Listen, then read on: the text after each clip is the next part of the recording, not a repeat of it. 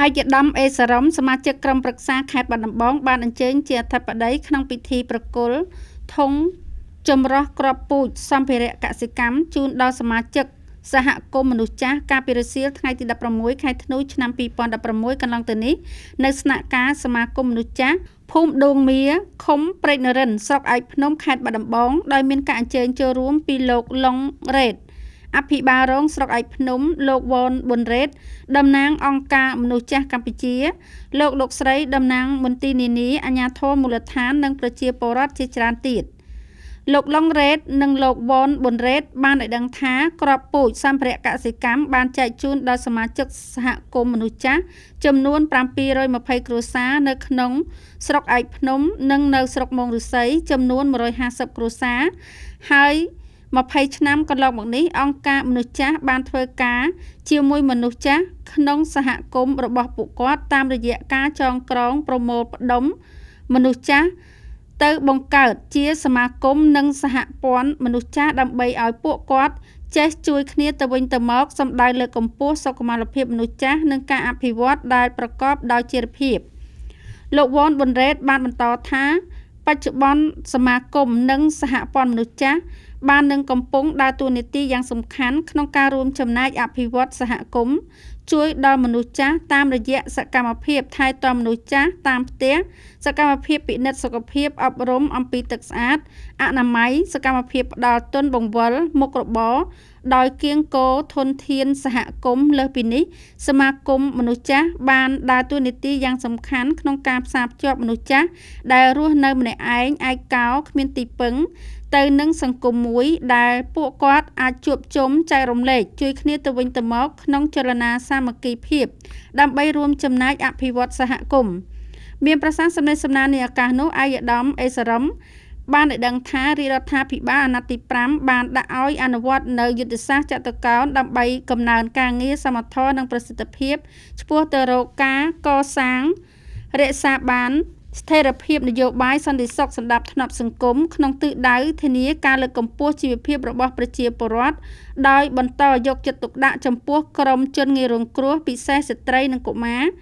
និងមនុស្សចាស់ដោយបានអនុវត្តនៅគោលនយោបាយជាតិសម្រាប់មនុស្សចាស់និងគោលនយោបាយជាច្រើនទៀតសម្ដៅជំរុញការអភិវឌ្ឍប្រកបដោយចីរភាពអាយដាមអេសារ៉មបានផ្ដាំផ្ញើដល់ប្រជាពលរដ្ឋឲ្យខិតខំពង្រីកផ្ទៃដីដាំដុះ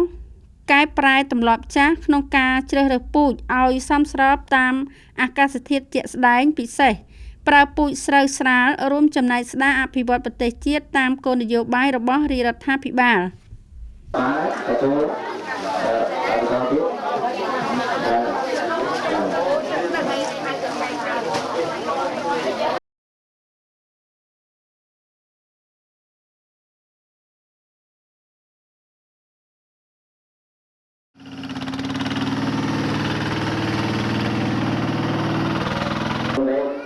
តំណាងអង្គការមនុស្សចាស់កម្ពុជាជាទីគោរព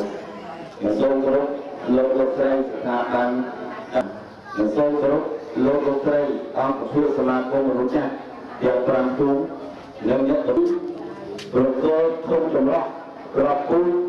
និងសម្ភារៈកសិកម្មជូនដល់សមាជិកជាកិច្ចបន្តស្ដារសូមប្រកាសនៅដែលត្រូវប្រព្រឹត្តនៅម៉ោង2 10 នាទីគោរពភ្លេងជាតិម៉ោង2ដល់ប្រកាសគណៈអធិបតី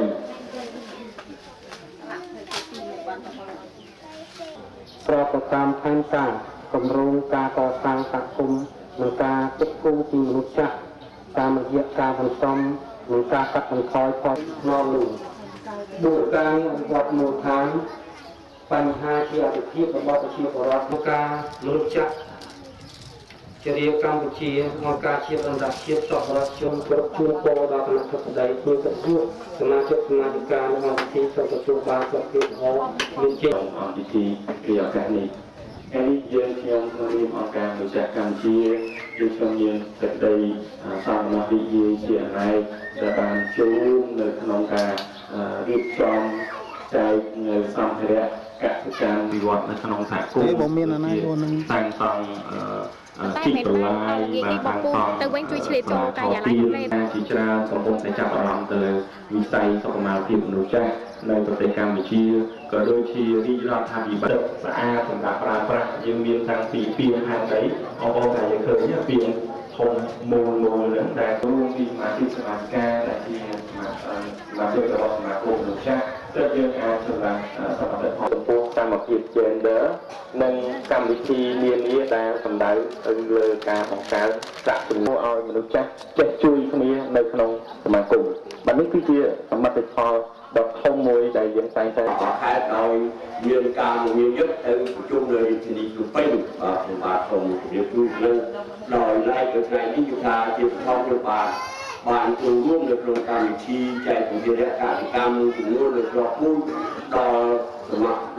គមមនុស្សចាស់ឲ្យដល់បងប្អូនប្រជាពលរដ្ឋយើងនៅក្នុងភូមិព្រៃនរនេះពលរដ្ឋក្នុងនេះថាបាយរឿងថាក៏បាយបកឬគឺសិនតែជាបាយនោះ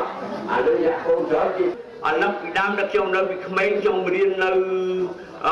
វិទ្យាល័យមនីវង្សជំនាន់ទសវត្ស60ម្ដងបាន4តោន3តោន4តោនឥឡូវនេះត្រូវខិតខំធ្វើពីដងទៅបាន8តោនអញ្ចឹងទេការតម្រូវការរបស់ពុកម៉ែបងប្អូនយូរជាបាយថាមិនមែនតែយើងឬពូជឬអីណាវាចាត់ដួងខ្សាច់អីចុងបាឡាអីស្ដៅពេលអីពុកបែបយ៉ាងសប្ថ្ងៃនេះគេថារាជរដ្ឋាភិបាលក៏ដូចជាអង្គការមួយចំនួននោះបានយកចិត្តទុកដាក់ដូចជាខ្ញុំប្រហែលថ្ងៃមុនទៅអីទៅទឹងរងថ្ងៃពួកគេបាញ់ឆ្នាំដែរអញ្ចឹងទឹកហូរច្រត់ទៅវាធ្វើឲ្យទឹកនោះវាបានព័ត៌មានបញ្ហាទឹកសម្រាប់ច្រត់បន្លែដល់សម្បៅប្រែក្លាយធ្វើខ្លួនតូចលក្ខណៈឧស្សាហ៍មួយមនុស្សសប្ថ្ងៃយកមកលោកបដាលរីកចម្រើនអស់និយាយនេះយើងបានប៉ុណ្្នឹងទៅបាទនេះនេះបាយមើលថតឲ្យស្អាតអាណាទៅឲ្យតងណោះមួយទីណាតែគ្រប់5ទេយើង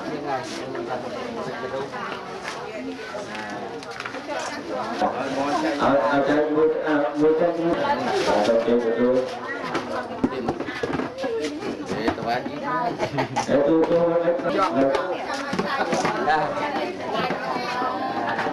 bao du cho du Cảm ơn các bạn đã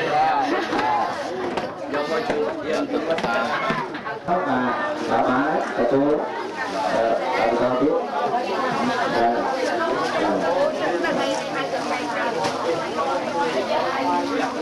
và ủng hộ cho kênh